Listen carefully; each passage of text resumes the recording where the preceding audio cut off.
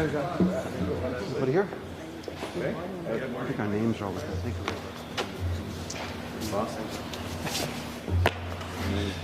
Good morning, everyone. Bonjour tout le monde. Welcome to Ottawa South. It's such a pleasure to be here in my riding of Ottawa South, surrounded by community partners, builders and leaders who share a vision for a stronger, more connected Canada. Because when we invest in our communities, we invest in people, we create good jobs, make life more affordable, and lay the foundation for long-term growth and opportunity. C'est exactement ce que le budget de cette année vise à faire. Soutenir les familles, stimuler la croissance et bâtir un avenir plus juste et plus durable pour tous les Canadiens.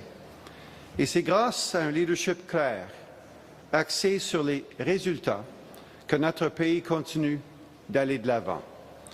Alors c'est avec une grande fierté que je vous présente le Premier ministre du Canada et député de Nepean, le très honorable. It's with great pleasure, great pride that I introduce the Prime Minister of Canada and the MP for the riding of Nepean, the Right Honourable Mark Carney. Thank you. Thank you very much, Minister. Thank you, David. Good morning, everyone. Bonjour tout le monde. I want to thank my colleagues from the National Capital Region for joining me, and I would especially like to thank Chris D'Entremont, the Member for Parliament for Acadie, Annapolis.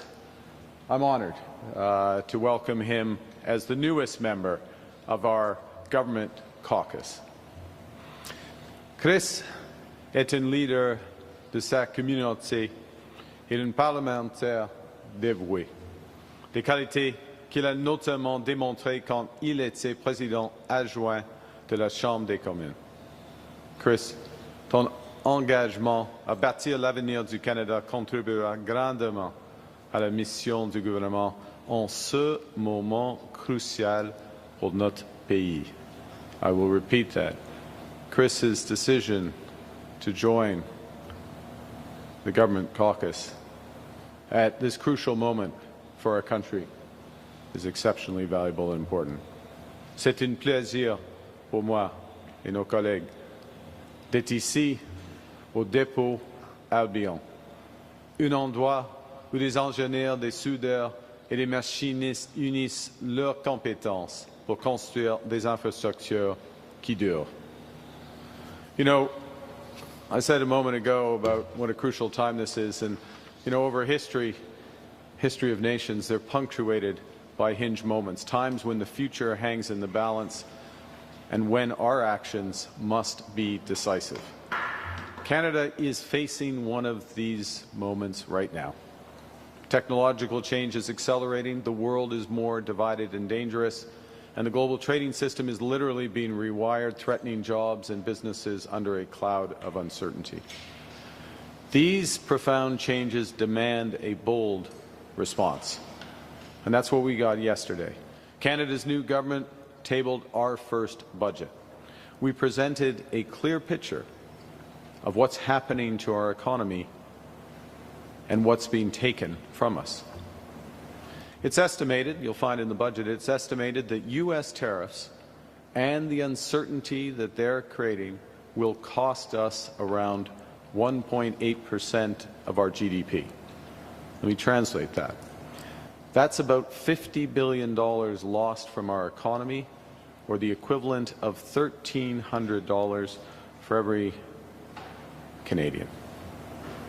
Now, while we can't control what the U.S. does, we can decide what happens here. This is Canada, and we can build the future we want for ourselves. We can get that money back and more. Nous sommes maîtres chez nous. Ce sont les Canadiens qui vont décider ce qui se passe ici. C'est notre pays, c'est votre avenir. Nous allons vous le redonner. Le budget de 2000, bienvenue, Monsieur Fanjoy. Vous étiez à notre réunion avec le maire, oui, il travaille tout le temps. Ça, c'est l'idée, c'est nécessaire. Le budget de 2025 et notre nouvelle stratégie économique pour répondre aux défis actuels et en sortir plus fort. Un plan qui s'appuie sur nos forces, nos valeurs et notre histoire d'aventuriers, de preneurs de risques et de bâtisseurs. Un plan pour un Canada confiant qui reprend le contrôle de son avenir en catalysant des investissements générationnels afin de protéger nos communautés, nos frontières et notre mode de vie. Bâtir une économie plus forte où chacun a la chance de progresser. Donner aux Canadiens de nouvelles possibilités, de meilleures carrières et un coût de la vie plus abordable. Budget 2025 is a bold strategy to unleash over $1 trillion in total investment in Canada over the next 5 years. That alone can increase our GDP by over 3.5%.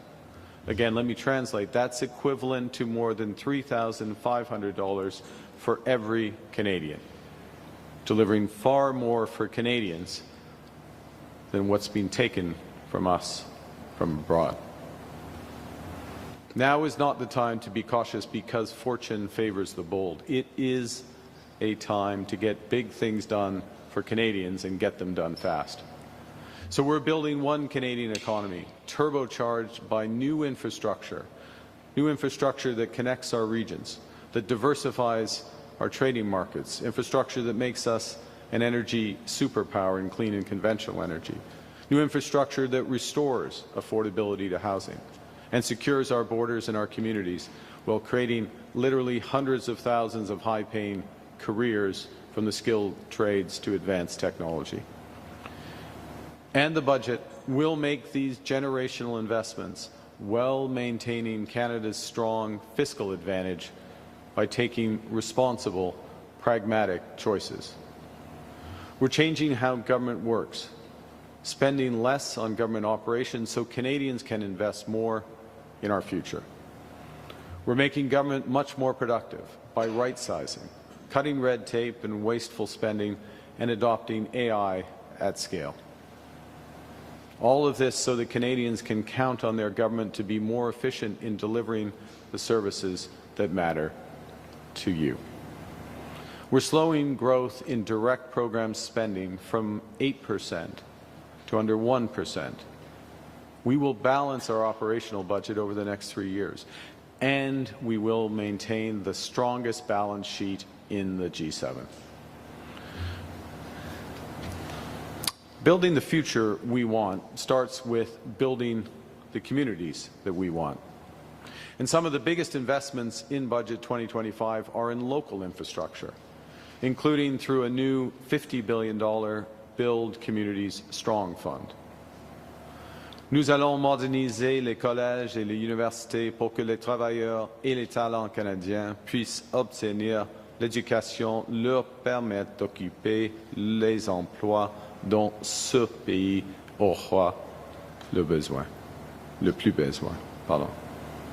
Nous allons investir dans de nouvelles écoles de médecins afin de remédier à la pénurie nationale de médecins et d'infirmières et afin d'offrir aux Canadiens les soins dont ils ont besoin.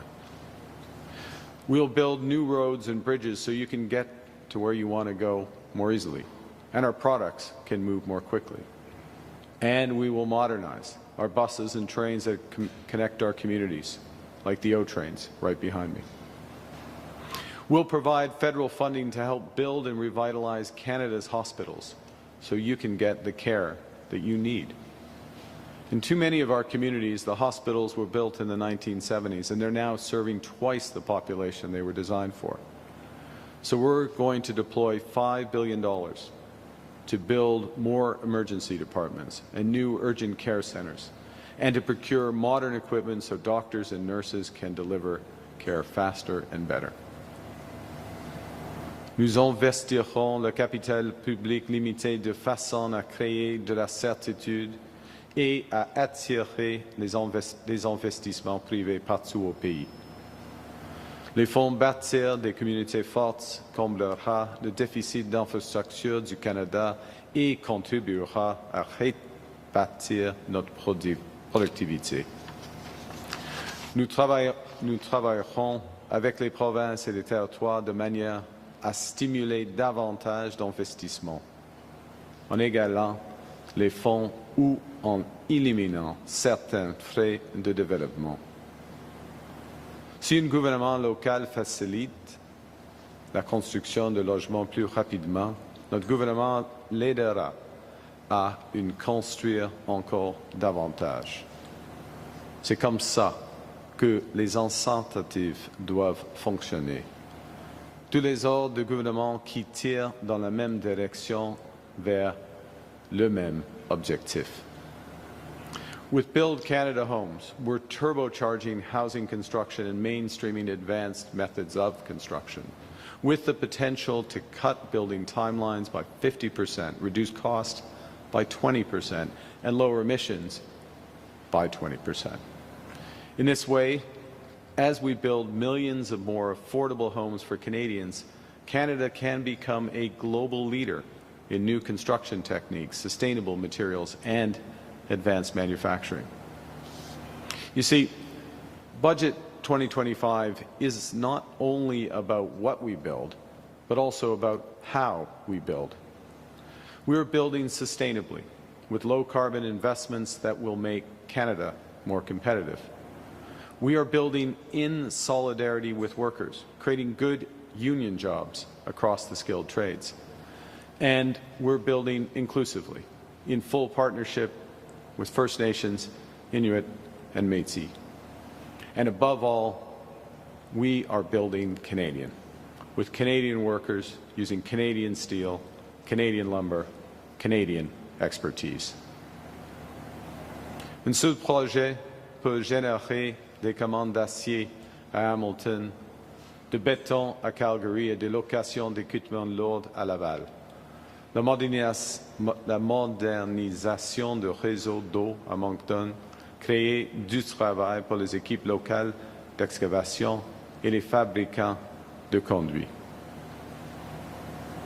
When provinces and municipalities start designing new water plants, roads, hospitals, they create contracts for construction companies, engineers, equipment suppliers, electricians, plumbers, project managers. And each of those contracts supports dozens of subcontracts, from trucking, surveying, fabrication, IT. The entire ecosystem of small and medium-sized businesses that make up Canada's industrial base. So the short-term effect of those projects is thousands of good jobs in construction, the trades, and logistics. The longer-term effect is high-paying, fulfilling careers with recurring contracts year after year. And that is what $1 trillion of investment builds. We will build Canada strong with projects that build our communities strong. By investing in the Bob Macquarie Recreation Complex in Laura Orleans, a space that Marie-France Lalonde rightly advocated for, we will build Orleans strong. Or back in Edmonton, where I grew up, by investing in the Bissell Centre, focused on reducing homelessness there, we will build Edmonton strong. By investing in the TMU Medical School, we will help doctors and nurses train and build Brampton strong.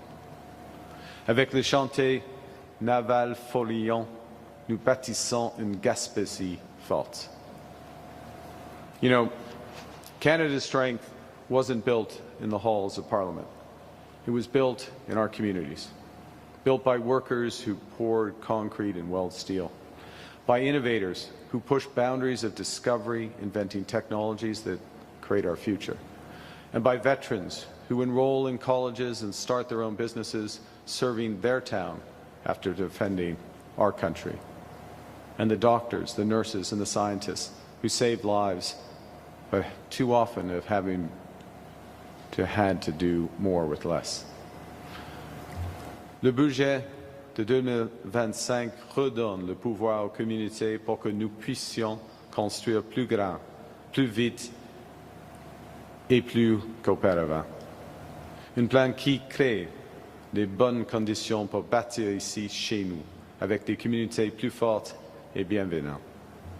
Parce que nous sommes Canadiens, nous prenons aussi soin les unes des autres et nous veillons les unes sur les autres. Avec le budget, nous préservons nos programmes sociaux, y compris les services de garde, les soins dentaires et les repas scolaires. Nous allons préserver nos transferts en santé, en éducation et en programmes sociaux aux provinces. Et nous allons préserver des soutiens essentiels, comme les crédits d'impôt pour les personnes en situation de handicap. This budget protects the essential programs that give every Canadian a fair chance to get ahead, including childcare, dental care, pharmacare, as well as federal health care, education, and social transfers to the provinces. Friends, the work ahead won't always be easy because the challenges we face are not small. But in this moment of great change and deep uncertainty, we have a choice. We can retreat, slash the deficit, hope for the best, wait and see if the trickle-down ever comes. That will gut the support to the most vulnerable Canadians just when they need that support the most. And it won't grow our economy. Our other alternative is to advance. We can empower Canadians and build this country bigger and bolder than ever before. We can move from reliance on one partner to resilience, to global shocks. We can move from uncertainty to prosperity. We can be masters in our own home and look out for everyone in it. We choose Canada. We choose to invest in Canada and for all Canadians, because this is our country. This is your future. With Budget 2025, we are taking back control to build Canada strong. Thank you very much. Merci beaucoup. Look forward to your questions. Thank you, Prime Minister. We're going to begin the question portion of the press conference. Première question, Jillian. Hi, Prime Minister. Jillian Piper with Global News. Hi. How many Conservatives has your caucus approached about joining the Liberal Party? Well, I'd say the following. First, I want to underscore what I said at the start, how much I admire Chris D'Entremont, appreciate his joining the government caucus at this crucial time for our country. And I think that's the point to all MPs, wherever they're sitting in the House. This is a time where we need to act as a country, be as unified as possible, to act boldly, and to invest in the future of Canada. That's what this budget does, and we'll speak to anyone, publicly or otherwise, that can support us. En français, c'est un moment, nous sommes à un point tournant pour notre pays et nous avons un budget, une approche qui a l'audace nécessaire pour bâtir notre économie, pour rendre la confiance aux Canadiens et Canadiennes. Et le gouvernement va discuter avec n'importe quel député dans ces circonstances. C'est le moment d'agir comme un pays unifié. Merci. How personally involved have you been in the floor crossing discussions? The first and foremost, I'm going to go back to what I just said, which is that we put forward to the House a plan that meets the moment, that manages the federal finances in a prudent, responsible, pragmatic way, gets spending down, and creates this prospect of investment on a scale that we haven't seen for generations, investment that will more than give us back what the Americans are taking away with the tariffs and the uncertainty. And I'll have conversations with anyone within our party. I would say as well, what you see in this budget very much reflects the input from our caucus on what our priorities should be. I gave one example. I could give very many. I'll also speak to members deputies throughout the House. Mr. D'Entremont and I had a discussion in advance of his decision, as was appropriate, because he wanted, I'm going to speak for you, and you'll have a chance to speak to him afterwards, but if I may, I think he wanted to test what we were going to do in the budget and the scope of what's required, and to see that there was the alignment. And you can see that there is that alignment. And as I'll just reinforce, this is a time for us to come together as much as possible in the interests of our country. Next question, Mike. Hi, Prime Minister Mike Lucatero with CTV News. You mentioned it just 2 seconds ago. Do you think I could ask a question of Mr. D'Entremont? We'll arrange. Can I finish my press conference, and then we'll have the more interesting press conference after? This is equally I'm the interesting, warm up. In the same vein, though, how open are you to negotiations with other parties over this budget, or is it take it or leave it? Well, look, there were differing degrees of input which we received from the various opposition parties, and I think there's a lot in this budget.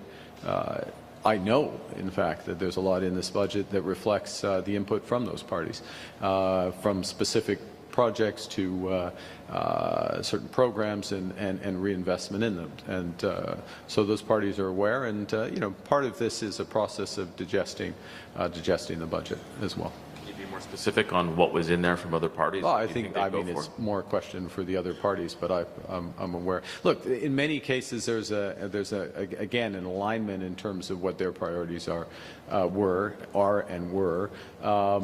what the government's were. Let's see.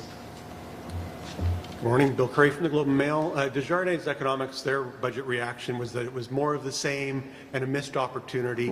Others in the business community were similarly underwhelmed in their reaction. Do you think you might have overhyped this budget? Look, this budget is a sea change in the approach for the government. Let me give you a couple of elements of that. First, just on the spending side, that shift from 8% spending growth, which has been the case year after year, that's the average for the last decade. We're shifting on a go-forward basis to less than 1% spending, operational spending, first point. Secondly, the scale of investment that has not been seen full stop, okay? And the fact that we're catalyzing on a cash basis more than $400 billion of investment through the budget process itself. So that includes direct investment. So, for example, what we're talking about today, infrastructure money that might go to a different level of government and be invested directly, or very important, I would think unprecedented, changes to the tax system to incentivize business investment, the productivity super deduction, which is there, which can be stacked alongside investment tax credits, which are confirmed and extended across a whole suite of clean energy. That catalyzes the broader investment. So you have a change in terms of how we're managing our spending, orders of magnitude change in the speed of, or in the control of spending that's there. You have a change in the scale of investment that's being put in place, not just by the federal government, but it's being catalyzed elsewhere, and creates a level of growth, which we prudently do not account for. Right? We prudently do not account. We don't adjust the forecast for that, the payback from that investment, and payback there will be. We're gonna realize that over time. So it's look. I've been around a lot of budgets. This is a very different budget. I have a different view than the way you depicted it. Next question. Prime Minister. I'm going to add one other thing. I'm going to add one other thing just while I'm on it, which is, if you look at the effective tax rate on investment for Canada, it is the lowest in the G7. It is 3 percentage points lower in the United States, and that is after the much vaunted one big beautiful bill. This is the country to invest in. Thank you. Hi, Prime Minister. Tom Perry, CBC. Yeah. I know you're willing to talk to anyone, but I'm wondering, are you or any members of your team actually in conversations with other members of the opposition to try to get them to join the I'm in conversation with you right now, so I can't be talking to anyone else. But the Parliament works well. I'm new to Parliament. My view is always I will talk to anyone. It's part of our job is to talk to each other. You get ideas. You learn a lot when you're listening more than you're talking. So we seek out different opinions. I do that. I do that with the premiers. I do it with other members of Parliament. We'll continue to do that. can I ask you then, I guess, on conversations? What's the current state of, I guess, your communication with the U.S. president in terms of reviving trade talks? We'll see. It's the talks are not yet revived. I last spoke to the U.S. president a few days ago in Asia. C'est la même situation avec les Américaines et la dernière fois que j'ai eu une conversation avec le président des États-Unis, c'était en Asie. On a fait un petit échange en ce qui concerne la série mondiale. Next question. Prochaine question. Yasmine Média avec Radio-Canada. Avez-vous fait des promesses à M. d'Entremont? Lui avez-vous offert un poste de ministre, par exemple? Non, absolument pas. C'était juste comme il apparaît, c'est un moment acharné pour notre pays et nous sommes d'accord avec l'approche. Vous pouvez poser la question évidemment à lui, mais c'est seulement une question quelles sont les meilleures politiques pour le Canada à ce moment ici. Oui ou non, est-ce que vous avez rencontré personnellement d'autres députés de l'opposition? Je vois d'autres députés tout le temps. Pour les courtiser. Il y en a plusieurs. J'ai eu des conversations, plusieurs conversations. Je suis un membre de la Chambre de communes. Ça, c'est le job. C'est le nombre de parlements. Il faut parler au Parlement. Est-ce que le président c'est d'avoir une majorité avant Noël? Ça vaut mieux pour le Canada d'avoir une majorité pour ce budget. Next question. Prochaine question. Good morning. Morning, Greg. The Liberals writ large have run deficits for a decade now. This is also one of the largest deficits outside of COVID. Is there a philosophy behind this? Are you into modern monetary theory? Are you a Keynesian? Come on, Greg. You know better than to. How can these, Canadians insults. be presented with continuing budget deficits with no plan to balance? That's pas du tout. Okay. All right. First, we have the best balance sheet in the G7. We have one of the best in the OECD, so the 30 countries of the OECD. We have the second lowest deficit in the G7. We have one of the lowest deficits in the OECD. That continues to be the case over the forecast period. That's the first point. The second is the philosophy, the approach. As I think you know, or you would know from reading the first page of the budget, is that we are getting spending under control, slowing spending from 8% growth, which had been the case for the last decade, to less than 1%, so less than the rate of growth of the economy, by eliminating duplication, eliminating waste, cutting red tape, making the public service more productive, giving them new tools and making it more productive so that Canadians get not just the same service but better service with less. So we're doing that over the course. That's new. And any deficit financing is for the investment that is going to grow this economy.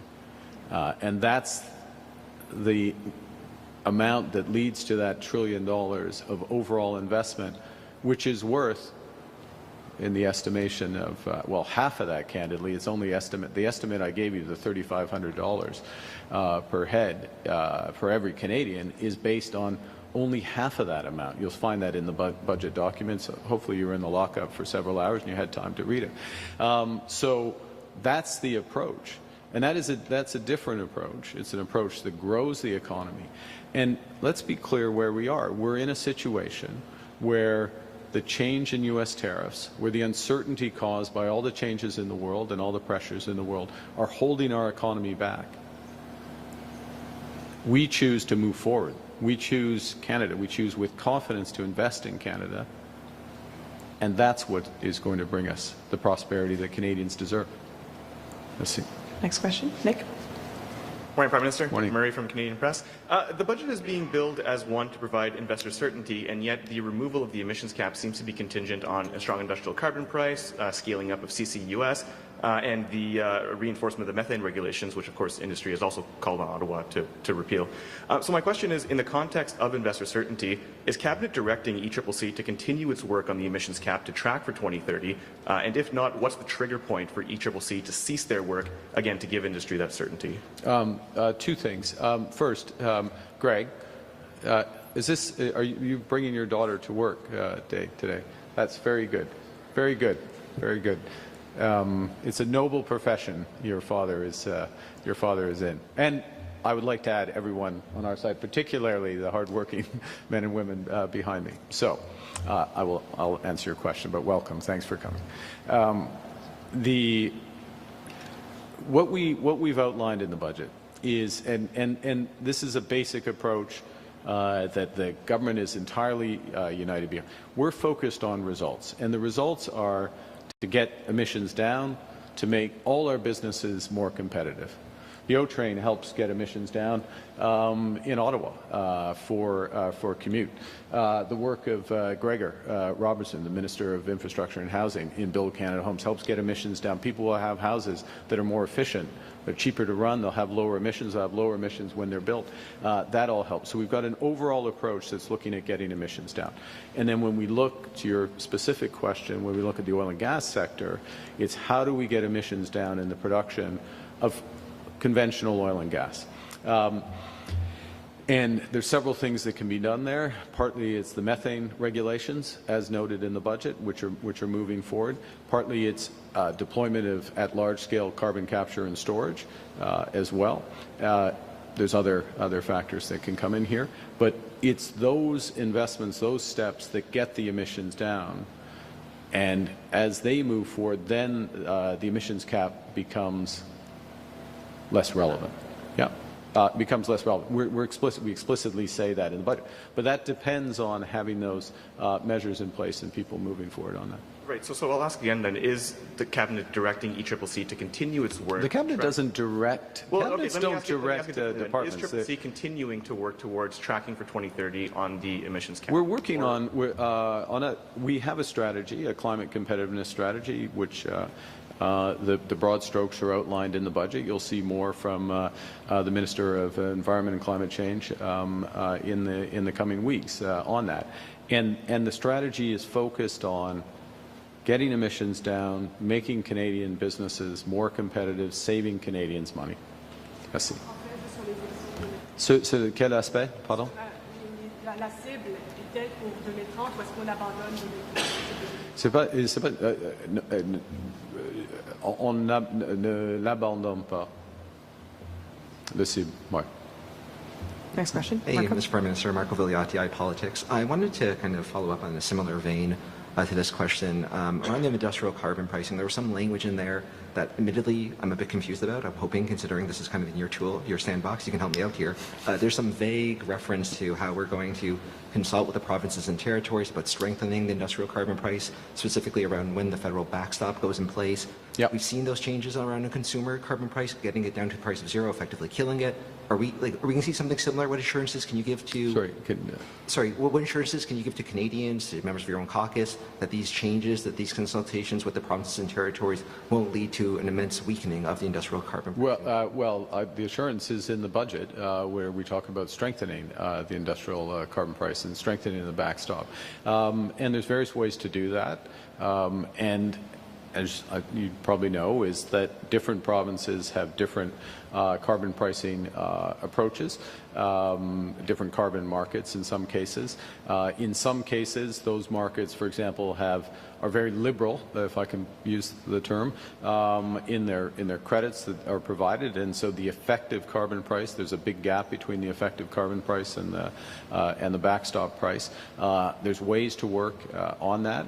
And we believe in cooperative federalism, so we don't just say by fiat this is what you're going to do. We work with the provinces in order to, as I say, to tighten the system. Can I just get clarity on one other thing? I think during the campaign, maybe during the leadership campaign, there was talk about a carbon border adjustment mechanism. I didn't see that in the budget. Maybe I missed it. Is this still something that you're pursuing? Look, the issues around carbon CBAM. First thing. The carbon border adjustment mechanism, pardon me. The fact that we have an industrial carbon price will provide us market access for countries or jurisdictions, the European Union being the obvious one, that put in place a carbon border adjustment mechanism. So it is important. There's lots of reasons why it's important to have an industrial carbon price, but one of the reasons why it's important is for market access. And if we are diversifying, as we need to do, if we've taken one lesson from the experience of this year, it's that we need to diversify our markets abroad. It's an important component. There's a question whether we put in place a carbon border adjustment mechanism. It's something we're looking at, but it wasn't a budget initiative to do that. Thank you. Last question, dernière question. Ian? Good morning, Mr. Prime Minister. Ian Oster from the New York Times. On the $1 trillion, most of that's going to come from the private sector, right, ultimately? Well, the calculation of that is actually all from the private sector. So I would say that it underweights the actual economic impact because there is a considerable amount of public investment as well. So my question is, Canada, as I don't need to tell you, is in competition for capital with the rest of the world. Tax is a consideration, but how do you persuade investors to invest into a country where the forecast at the moment is for decline rather than growth? Well, Ian, I'm sorry to correct you. The forecast is for growth. The forecast of the IMF, which came out literally weeks ago, a couple of weeks ago, is that Canada will grow at the second fastest rate in the G7 after the United States. So now it's not growing under that forecast at a rate that we're satisfied with, or I think Canadians would be satisfied with. So it's not decline, it's growth. First point. Well, it's an important distinction. The second thing is that what we need in this circumstance is you do need several things. One, you need tax. Tax needs to be competitive. We are more than competitive. The marginal tax rate, the effective tax rate on new investment in Canada, that rate is much lower. So if you're actually investing in the future, the rate is much lower in Canada than it is in the United States. And in this budget, we made it lower still. Super productivity deduction is one of the major initiatives, which probably hasn't had the attention that it should. Investment tax credits for clean energy, the earlier questions around climate competitiveness, absolutely right, because that also goes on top of that, adds to the tax competitiveness there. As well, you need greater certainty about the speed with which regulatory decisions are going to be taken. The One Canadian Economy Act, the Build Canada Act, provides greater certainty for those large projects that help unlock broader investment, so we're providing that. And you need a country that's confident, that knows where it's going, a country that knows it's going to build millions more homes, a country that knows it's going to build community infrastructure from recreation centers in Orleans to new hospitals in Metro Toronto or in Quebec, that is building the kind of energy infrastructure that keeps our emissions down, makes us more competitive, building the infrastructure that unlocks one of the world's great resources of critical minerals and rare earths. You know, in this budget, we're put in place a $2 billion sovereign fund for critical minerals. Let me put that in context, since you're the New York Times. That is as big as what the United States and Australia put together with deserved fanfare, a big announcement in the Oval Office a few weeks ago. We're doing the same again, and we're doing it right here because we have the minerals right here in Canada. So I could go on. But I think some of your colleagues are interested in speaking to my new colleague, Monsieur D'Entremont. So the point is, all of that helps create it. I guess the other point I would say, and I'll finish on this, there is tremendous interest internationally in what's going on in Canada. I was in Asia, major sovereign wealth funds there, major investors are very interested in coming here. Investors in the Gulf, same thing, investors in Europe, investors more broadly. And that's on top of the fact that we have more than $2 trillion of institutional capital in this country, and the pension funds who make their own decisions on how they're going to invest, but we're creating a better investment environment for them. Thank you, Prime Minister. Thank you very much. This was press conference. C'est ce qui m'a fait notre conférence de presse. Merci. Merci beaucoup. Thank you. All right. There we go.